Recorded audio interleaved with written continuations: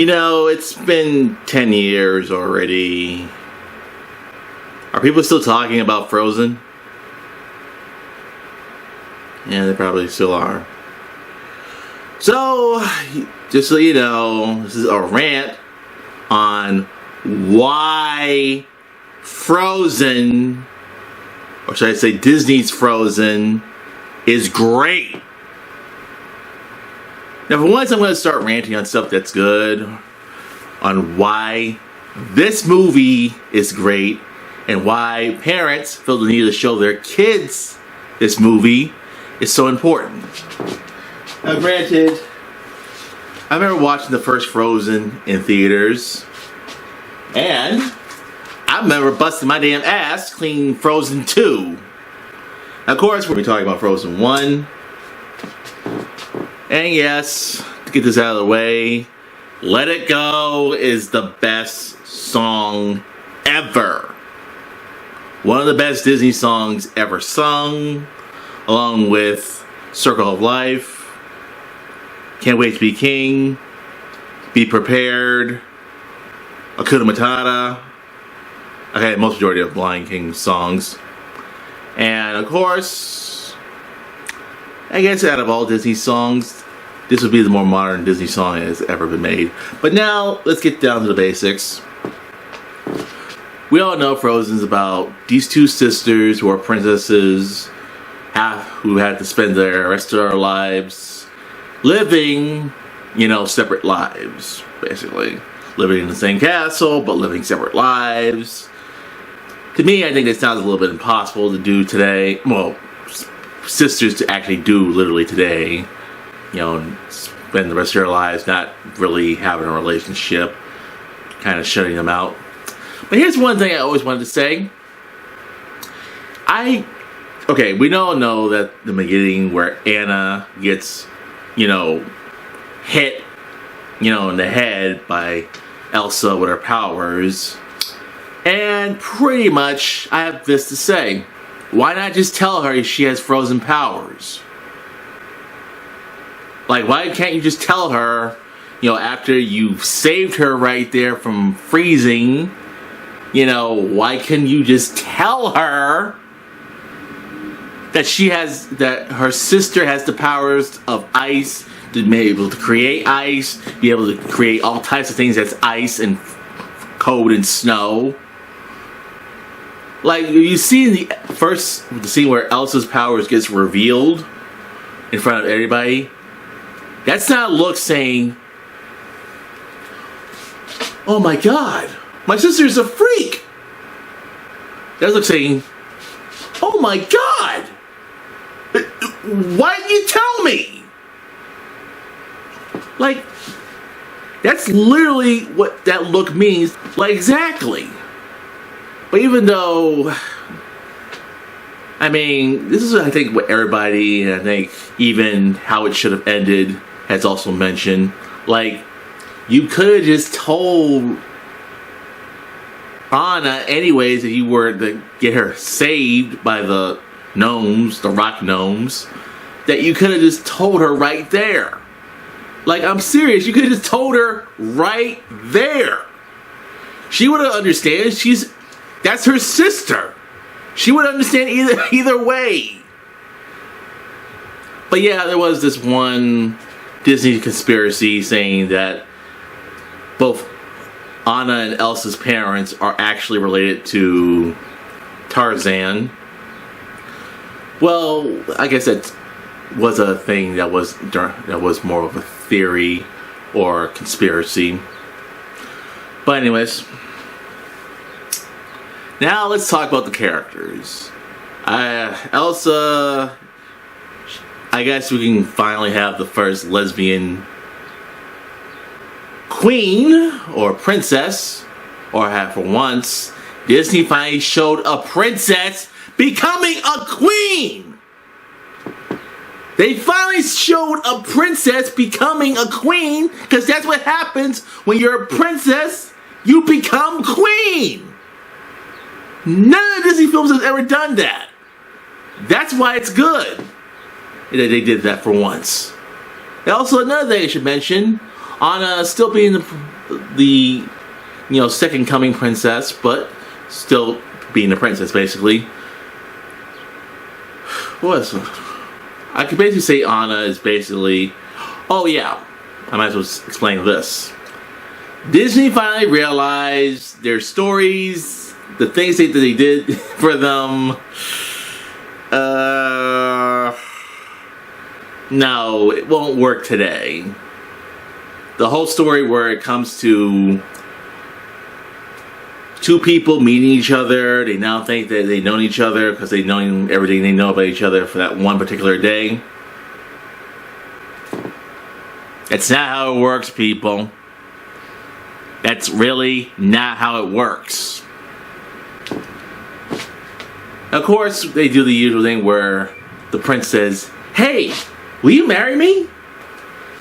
I always see that scene where Hans asks Anna to marry him.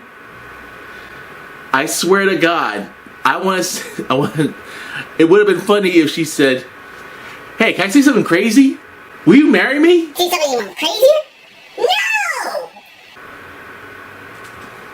That would have been funny. But no, I guess in some terms, she would say yes. But now realizing, even Elsa realizes that Disney cliche that they do in almost every single movie doesn't work.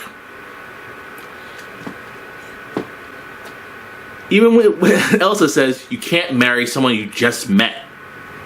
Even Kristoff is even saying, "Wait a minute, you got engaged to someone you met that day?" Well, wait a minute. You told me you got engaged with someone that you just met that day? Like, of course, he would say, "Didn't your parents ever teach you about strangers?" Of course, Kristoff is that one character, which, I'm going to be honest with you, I do think he had more use in this film, but I think in some terms, he's kind of the guy. Just the guy of the movie. Now, of course, I could say, maybe he might do something useful, but really, he's just kind of the guy. I think before Frozen, girls were kind of just being like, "Oh, they're just the girl characters of the film." I guess since I watch a lot of anime and Disney stuff, girls are mostly known for three things. 1, looking cute. 2, only having a sex appeal.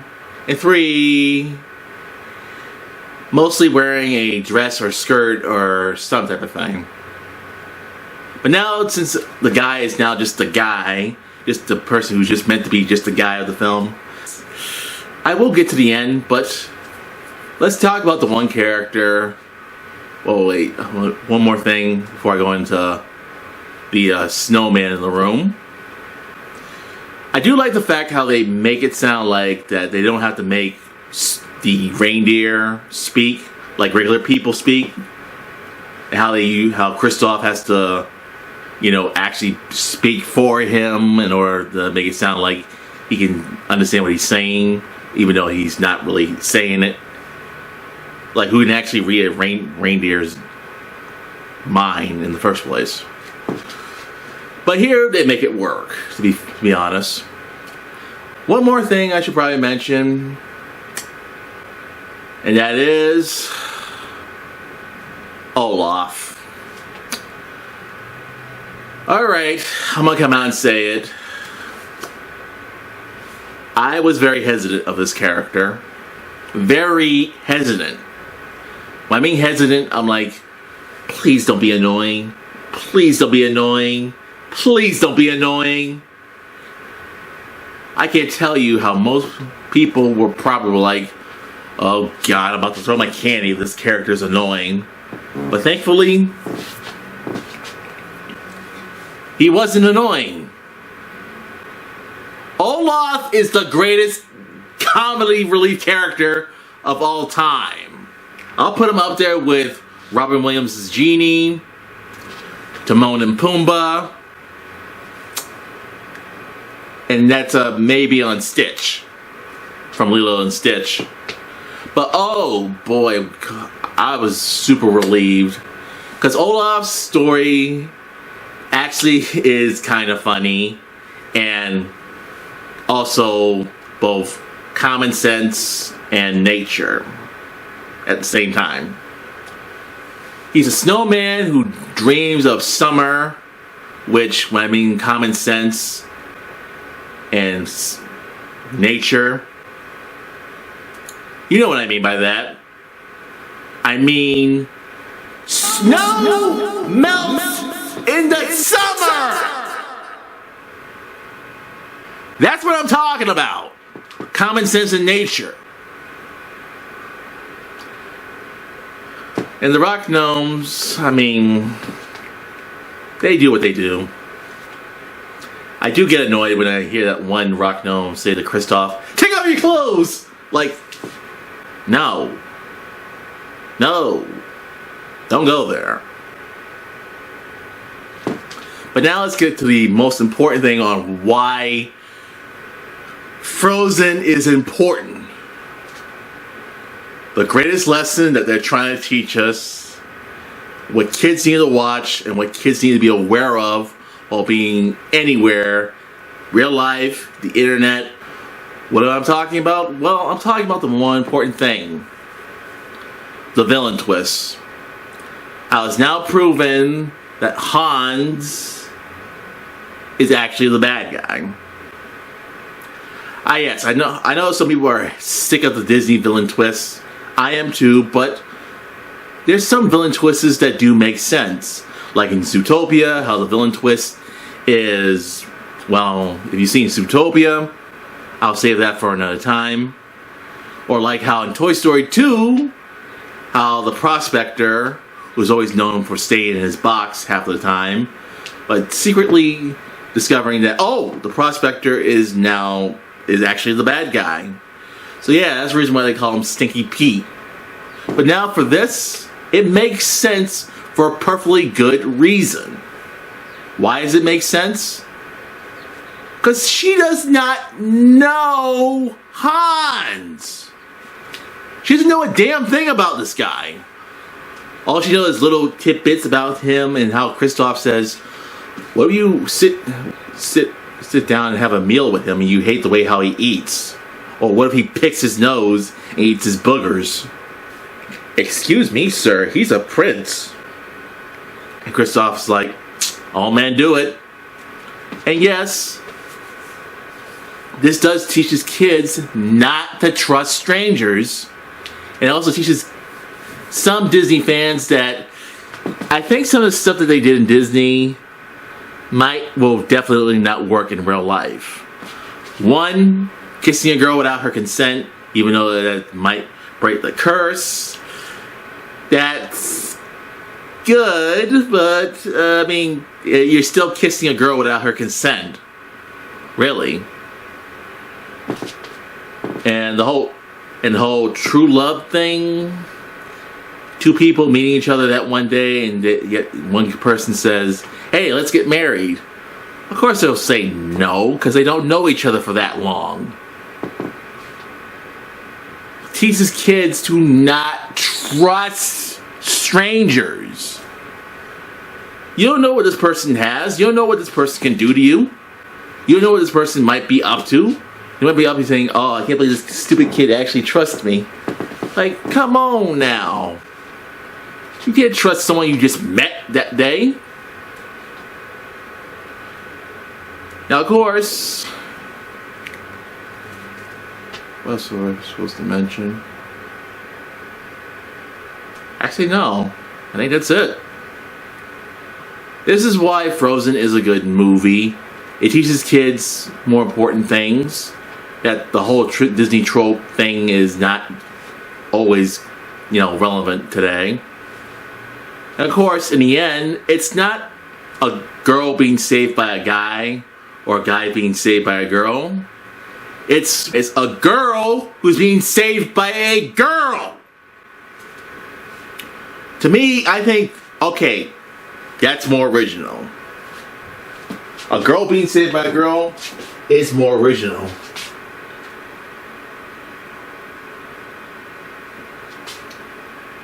Alan Tudyk, what other Disney films are you going to be in the future? Because I've seen a lot of Alec Tudyk in a lot of things. That's Disney. No, I'm not even kidding. Go on IMDb, you will find that Alan Tudyk has been in a lot of Disney stuff. Just go, search it, see what you find, see how many Disney projects he's been in these last so many years, but go right ahead. But this is why Frozen is a good movie. It teaches people stuff. It teaches people that Disney doesn't have to do the same tropes that they keep doing every single time. Now, yes, I will say Princess and the Frog will be one of those Disney films that actually do it a lot better. But here, this one did it way better. It had a coherent story, coherent ending, and a different ending. So either way, let's just hope that this, well, there is talk about making Frozen 3, and thank God I don't have to clean it this time. But either way, Frozen. The COVID never bothered me anyway. Who am I kidding? Yes, it does. Vertical Spy, outro.